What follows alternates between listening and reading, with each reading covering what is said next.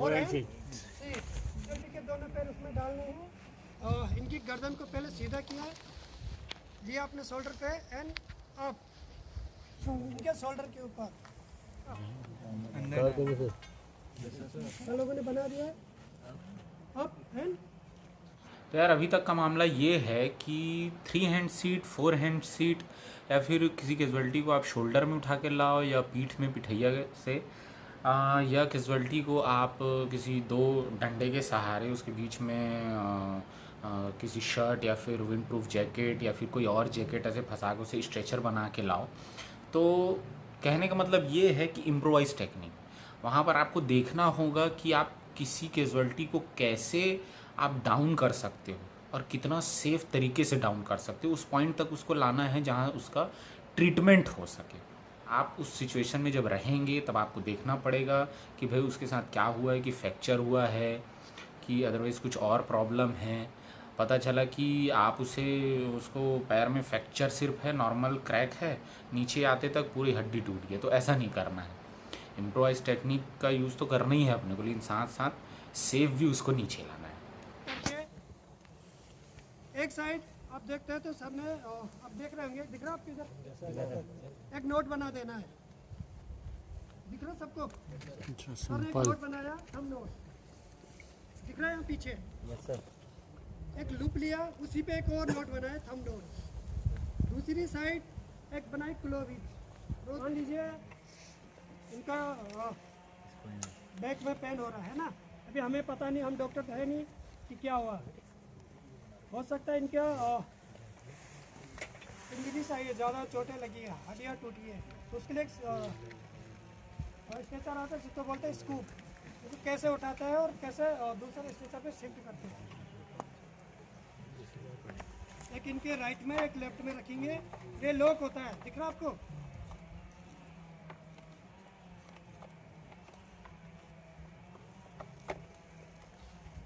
इनको उठाया, लिफ्ट किया और इसके ऊपर रख दिया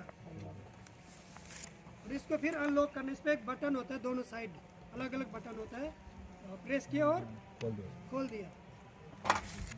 इस तरीके से आपका स्कूप अलग हो गया और ये आ गए। बात करते हैं स्कूप स्ट्रेचर और स्पाइनल बोर्ड का। स्कूप स्ट्रेचर वहाँ यूज़ करते हैं जहाँ पर आप किसी कैजुअलिटी को कंधे के द्वारा या फिर पीठ में उठा कर नहीं ला सकते, या 3 हैंड या 4 हैंड सीट का यूज़ नहीं कर सकते। प्रॉब्लम ऐसा हो जाता है कि कई बार कैजुअलिटी को बैक साइड में प्रॉब्लम होता है जिससे वो हिल नहीं पाता, और हिल नहीं पाने के कारण उसे आप उठा नहीं पाओगे, हो सकता है उसको कुछ ज़्यादा बड़ा प्रॉब्लम आ जाए।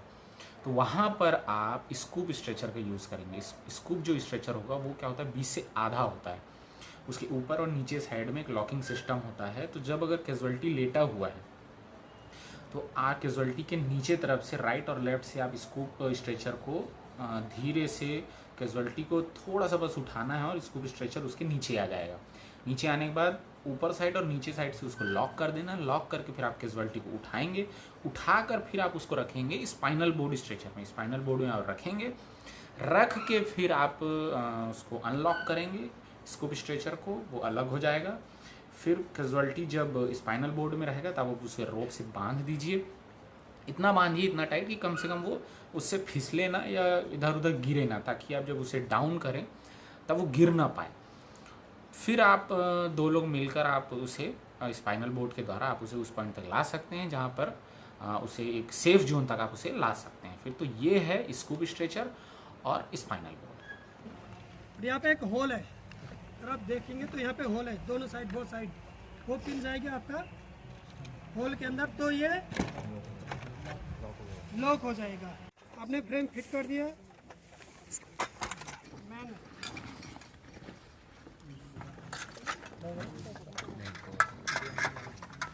यहाँ दिख रहा है सबको?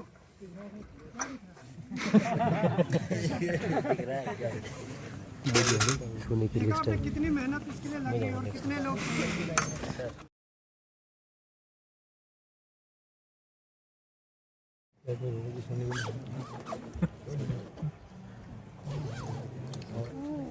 एक चक्कर मार के हो जाएगा ये ग्राउंड का। हाँ, आराम से सो जाओ।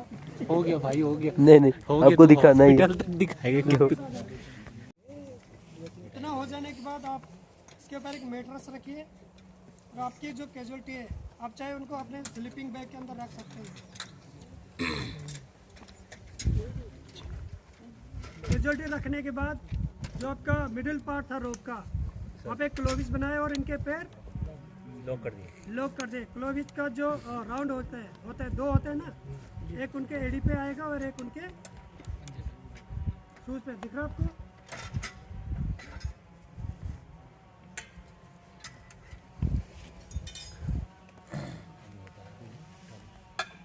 इसके जो लूप है भी आपको दिख रहे होंगे, इसके लूप बन के दोनों तरफ एक दूसरे में पास करते रहना है।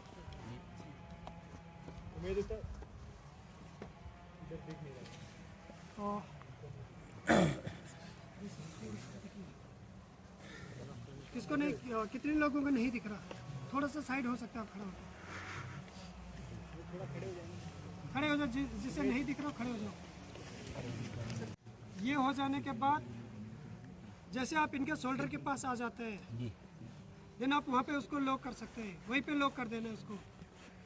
क्या ऐसा नहीं कि पूरा मुंह तक गले तक सारा कैजुअलिटी था और बना दिया। अगर आप इसके गले तक लेके जाएंगे तो उससे दिक्कत होगी। ठीक है सर। शोल्डर लेवल पे पहुंचने के बाद वहाँ पे जो लुक बनता है ना उसको थोड़ा सा ऊपर खींचना है, बड़ा करना है और इतना बड़ा करना है जिससे आप उस पर एक नोट बना सकते हैं। बचाव रूप से आप इनके लिए तकिया बना सकते हैं अच्छा सा।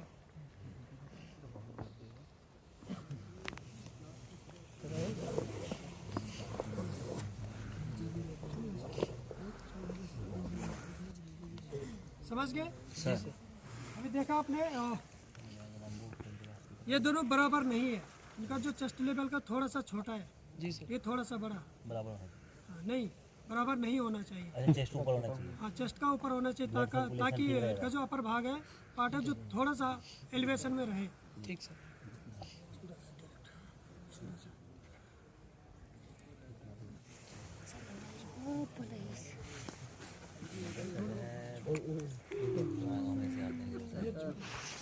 स्लिंग का सेंटर पार्ट लेके तो जो दोनों तरफ की रोप है उसको बांध देना इससे।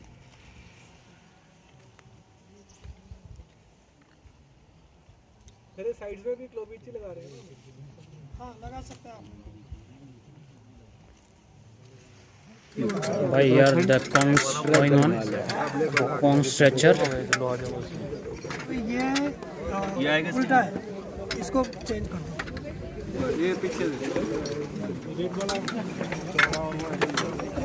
थोड़ा वाइड है, ये देखो ना।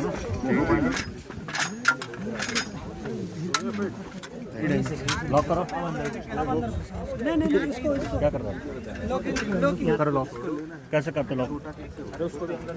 अब लॉक हो गया है ना। टाइट करो, टाइट खींचो, टाइट इसको खींचो टाइट। इस पर हमने बहुत रेस्ट कर रखे माउंटेन पे। अभी जो इस पे ऊपर से जो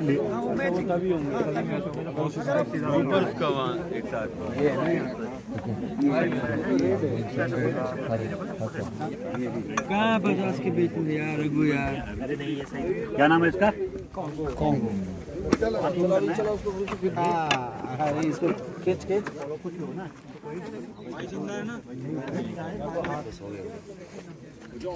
शाबाश शाबाश शाबाश। और भी स्ट्रेचर के बारे में बताया गया जैसे कॉन्ग स्ट्रेचर, अल्पाइन बास्केट। तो इसमें ना मेरे को कॉन्ग स्ट्रेचर बहुत अच्छा लगा। कॉन्ग स्ट्रेचर इसलिए, एक तो ये हल्का है और इसमें अगर 2 लोग हैं तो 2 लोग से आराम से आप किसी कैजुअलिटी को आप रेस्क्यू इसमें आप कर सकते हैं।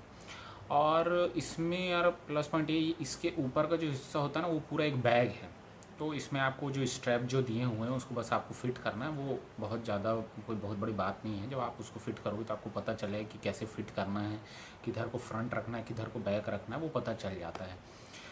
और इसमें एक अच्छी बात यह है कैजुअलिटी जब उस बैग के अंदर होगा तब वो पूरा कवर होगा पूरी तरीके से। तो आप चाहे स्नो गिर रहा हो या बारिश हो रहा हो, दोनों सिचुएशन में आप रेस्क्यू कर सकते हो। और इसमें एक प्लस पॉइंट और है, इसमें आप हेली रेस्क्यू भी कर सकते हो।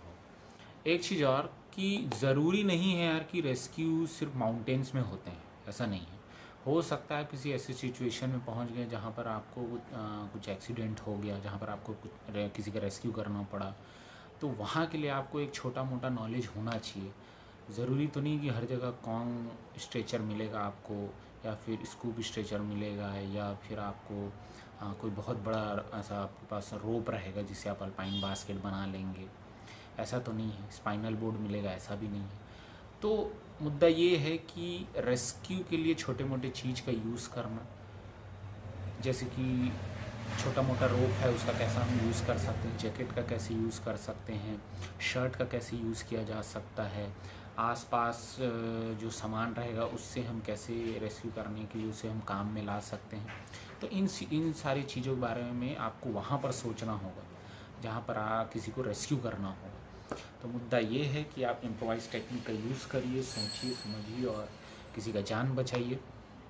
और हाँ, ये तो होगी टेक्निकल बातें, और मेन बात तो ये है कि आपको माइंड से भी और फिज़िकल भी आपको फिट रहना है, क्योंकि मेन तो यही है। क्योंकि हालत ख़राब हो जाता है यार किसी का रेस्क्यू करने में, किसी को डाउन करने में। तो पिछवाड़े में दम रखिए और मेहनत करते रहिए। कब मौका मिल जाए किसी का रेस्क्यू करने का, ये कोई नहीं जानता।